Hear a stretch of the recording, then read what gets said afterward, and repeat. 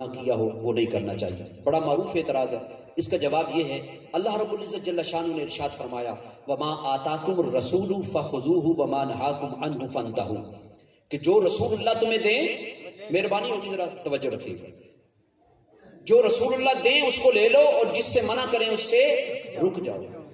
تو اس کا مطلب یہ ہوا کہ حضور جو حکم فرمائیں اس کے کرنے کا ہے اور جس سے منع کریں اس سے رک جانا ہے۔ لیکن ایسا تو نہیں ہے قرآن پاک کی اسی آیہ مبارکہ کے الفاظ کے اندر کہ جو رسول اللہ دیں وہ لے لو، جس سے منع کریں اس سے رک جاؤ۔ اس میں ایسا تو نہیں ہے کہ جو رسول اللہ نہ کریں اس سے رک جاؤ، ایسا ہے اس میں؟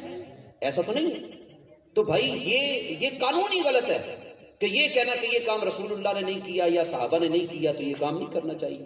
بھائی سینکڑوں ایسے کام ہیں جو آج دین سے نکال دیا جائے دین آپ کا ختم ہو جائے گا، جو رسول اللہ کے زمانے میں نہیں تھا، جو کام صحابہ کے زمانے میں نہیں تھے۔ اب مثال کے طور پہ قرآن حکیم ہے، اس کے اوپر زبر، زیر، پیش، شد، مد، یہ کون سے صحابی نے لگائی؟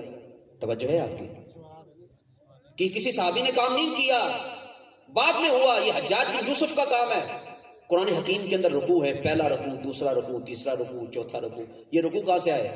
یہ کس نے لگائے ہیں؟ یہ رکوع کس نے بنائے؟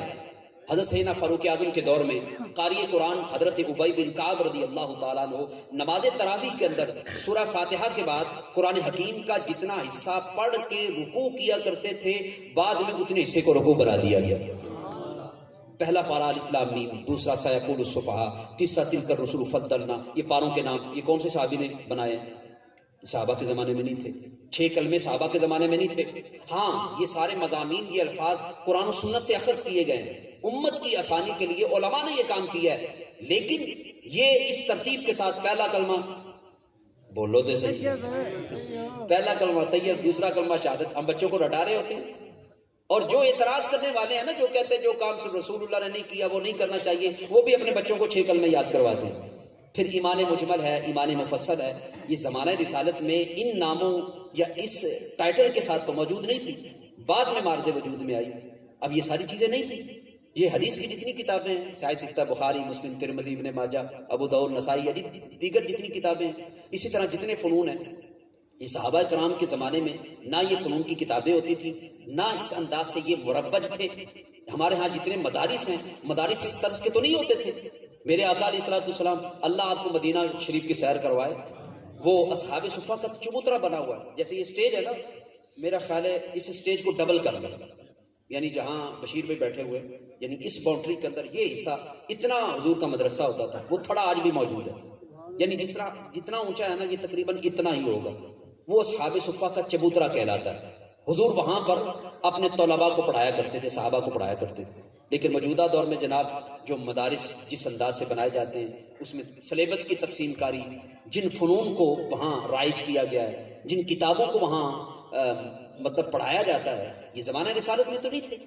تو اگر یہ قانون بنا لیا جائے کہ جو کام زمانہ رسالت میں نہیں تھا، جو کام صحابہ نے نہیں کیا وہ ہم بعد میں کریں گے تو یہ بدعت ہوگا، گناہ ہوگا، تو یاد رکھیں کہ دین کی کوئی چیز باقی نہیں رہے گی۔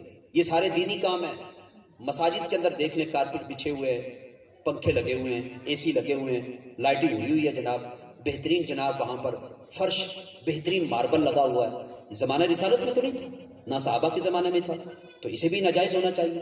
تو یہ بات ایک سمجھ لیں، جو یہ بات کرے نا کہ یا بلال کو سیدنا فاروق اعظم نے کیا، صدیق اکبر نے کیا، عثمان غنی نے کیا، علی المرتضیٰ نے کیا، تو اوپر سے یہ کہتے ہیں کہ جب یہ کام صحابہ نے نہیں کیا تو تم کیوں کرتے ہو؟